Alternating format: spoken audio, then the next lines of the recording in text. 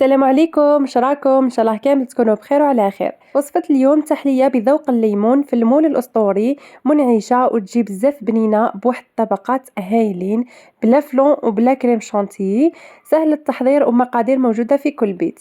ديروا حفظ لهاد الوصفة وديروها لسهراتكم الرمضانية ورجعوا لي الخبر في التعليقات.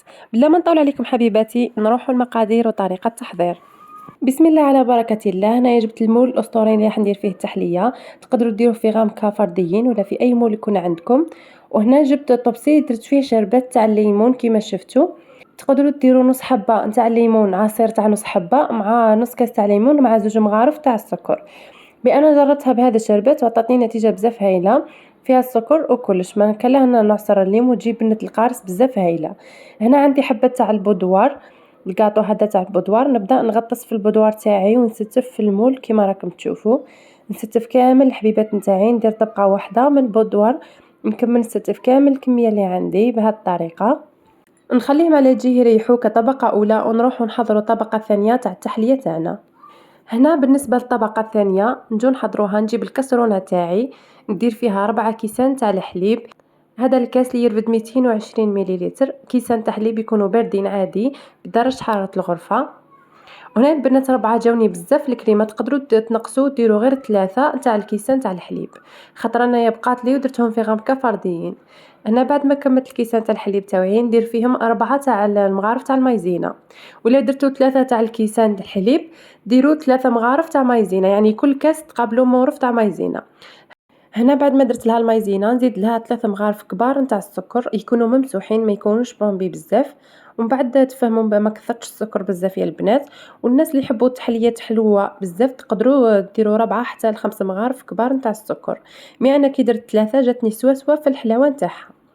نزيد لها حوالي ملعقه صغيره نتاع عطر الليمون، هو عطر في نفس اللون فيه لاكولير هذا تاع الليمون. ديروا حوالي مغرف صغيره حتى نشوفوا الكولير تاعنا تبدلت. بهذه الطريقه كيما راكم تشوفوا نقعد نخلط كلش بارد في بارد، ونروح نحط الكريمه نتاعي فوق النار حتى تعقد معايا. بهذه الطريقه هنايا بعد ما خلطها مليح فوق النار حتى عقدت لي الكريمه، هنايا نجي نضيف عليها هاد الياغورت تاع الليمون، راح يعطيكم واحد البنه يا البنات، تجي التحليه تاعنا بزاف شابه وتجي كريميه من هذا الياغورت كيما راكم تشوفوا تاع الليمون. واذا كان مش متوفر عندكم تقدروا تستغنوا عليه. ضفت هذيك الباطه تاع الياغورت نخلطها مليح في الخليط تاعي حتى تندمج مع هذاك الخليط. نخلي الخليط تاعي يدفى شويه ونجي نفرغه على هذيك الطبقه تاع البودوار بهذه الطريقه كيما راكم تشوفوا. من الاحسن ديروا ملعقه كيما درت انا البنات باش ما يطلعش معاكم البسكوي. دائما التحليات كي تفرغوا ديروا ملعقه هكا باش ما يطلعش معاكم البسكوي من الفوق.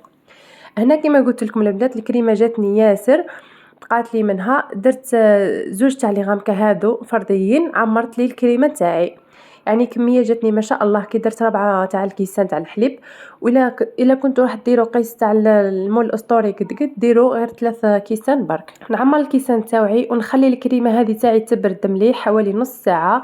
نخليها غير فوق البوطاجي، ما ندخلها لا فريجيدان لا والو، نخليها تبرد مليح تحكم روحها ونجو نحضروا الطبقه الثالثه. انا راح نحضر ديكو جيل تاع الليمون اللي راح نزينوا فيه التحليه تاعنا من الفوق. كما شفتوا درت نص كاس تاع عصير الليمون وكملته بالحليب، يعني نص كاس عصير الليمون مع نص كاس تاع الماء. هذا الديكوشيل يا البنات بزاف سهل في نفس الوقت يجي بزاف هايل. نزيد له حبه تاع البيض كامله، نزيد معاهم 3 مغارف كبار نتاع السكر، تقدروا ديروا 4 حتى ل5 مغارف، مي انا 3 جاتني. هذا الناس اللي يحب الحموضيه هذيك تاع القارص شويه راح تجيكم فيها شويه بنه الحموضيه، يعني يجي الكو تاع الليمون باين. نزيد عليهم مغرف كبيره تاع المايزينا، وهنا نضيف عليهم عطر تاع الليمون حوالي ملعقه صغيره. نخلطهم كلش بارد في بارد. نحل هذيك الحبه تاع البيض تاعي مليح ونروح نحط الكريمه تاعي فوق النار على نار متوسطه، نقعد نخلط فيها حتى تثقل معنا الكريمه ونتحصلوا على ديكوجيل تاع الليمون. بهذه الطريقه كما راكم تشوفوا هنايا بعد ما ثقل لي الخليط تحصلت على ديكوجيل تاع الليمون، راح يجينا بزاف هايل يا البنات. هنا نجي نفرغو ديريكتومون فوق التحليه تاعي بعد ما بردت وشدت روحها. نفرغ كامل هذاك الديكوجيل تاعي فوق المول الاسطوري فوق هذوك الكيسان اللي بقاو لي، راح تجينا كميه ما شاء الله يعني تكفينا. ونمشيها كامل على الوجه تاع المول تاعنا بهذه الطريقه كما راكم تشوفوا. راح يجي الشكل تاعها بزاف هايل، واكدوا لي على البنه البنات تجي بنينه ومنعشه وبزاف خفيفه، راح تجي هايله التحليه، غير جربوها ماكمش راح تندموا عليها. هنا بعد ما مشيت كامل هذيك الطبقة نخليها تبرد مليح، هكا تشد روحها حوالي 5 دقائق، ونجي نزين التحلية تاعي. التزيين يبقى اختياري، كل وحدة تزين على حسب الطريقة تاعها.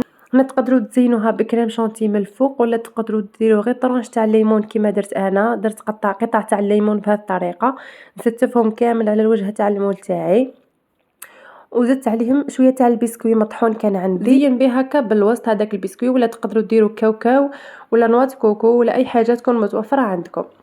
المهم يا البنات، هنا بعد ما زينت كامل التحليه تاعي نروح نحطها في الفريجيدير تبرد مليح حوالي ساعتين حتى ل3، ونجي نقدمها لكم باش تشوفوا كيفاش جات دايره ان شاء الله. هنا بعد ما بردت التحليه تاعي جيت نقدمها لكم باش تشوفوا كيفاش جات دايره من الداخل.